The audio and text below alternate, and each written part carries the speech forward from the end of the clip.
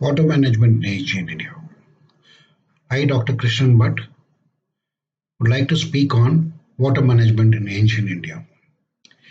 Ancient India, perhaps, is one of the places which is continuing till today.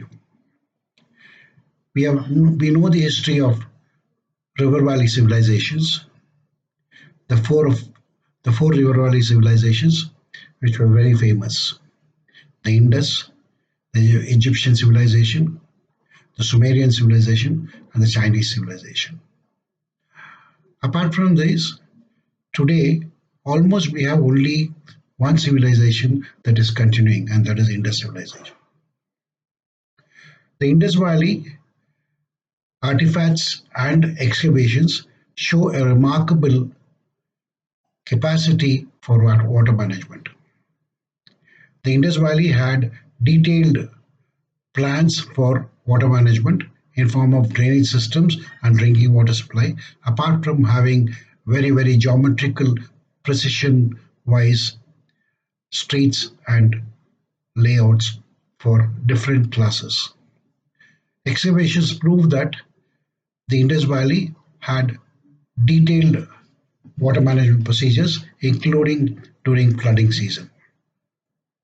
Perhaps the Great Bath is an example of the water management that was attached to religious ceremonies or some purification ritual that existed in the Indus Valley civilization. The next is Rig Veda.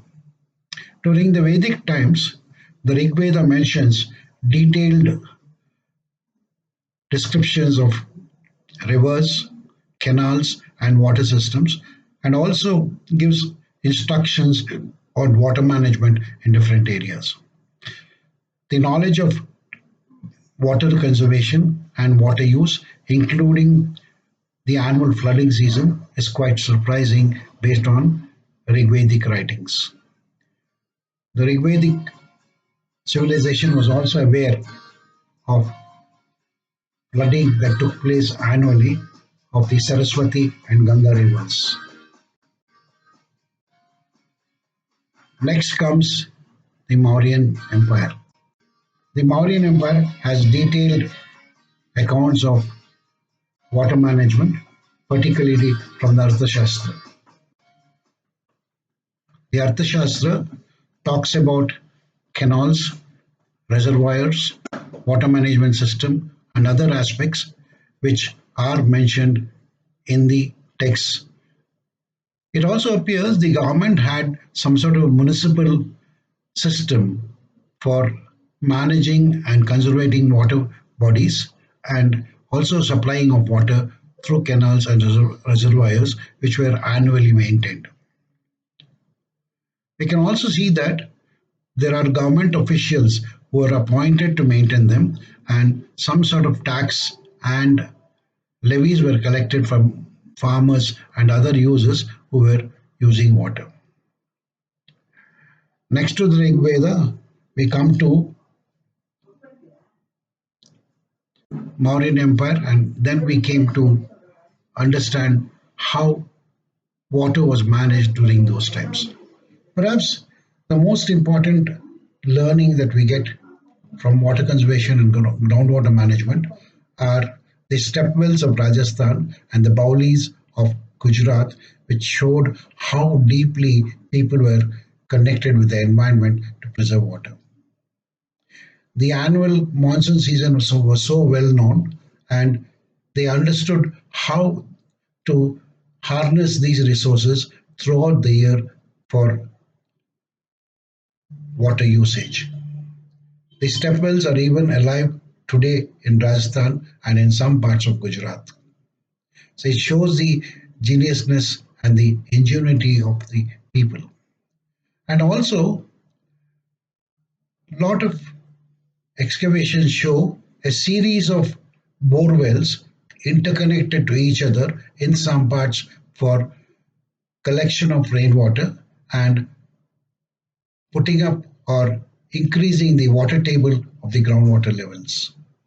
And these are connected to each other so that water during the flooding season or during the rainy season flows one from one to another, and water preservation takes place. These interconnected bore wells are also of great significance, particularly in Rajasthan.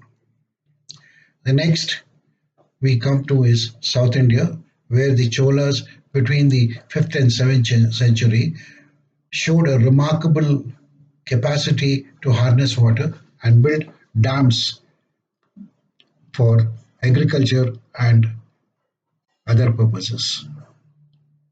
The great Anaikat by Karikala Choran is even working to this day, which shows that we had deep knowledge of water management systems and understood the importance of water in our life.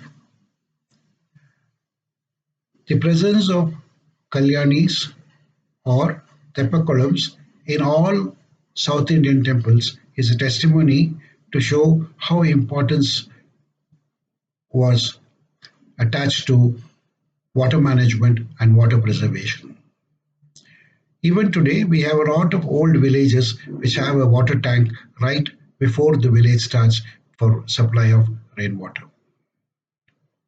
However, it is also to be understood that water in Indian culture and life was so sacred that it had a spiritual significance.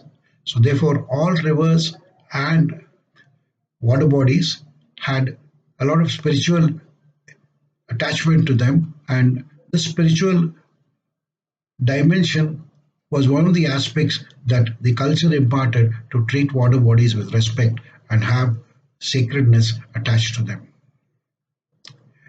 The event of modern civilization has, however, changed the perspective, and today we have major cities in India suffering from water shortage. Perhaps it would be wise to go back to our traditional knowledge and see how we could adopt these procedures to answer the modern day problems. Thank you.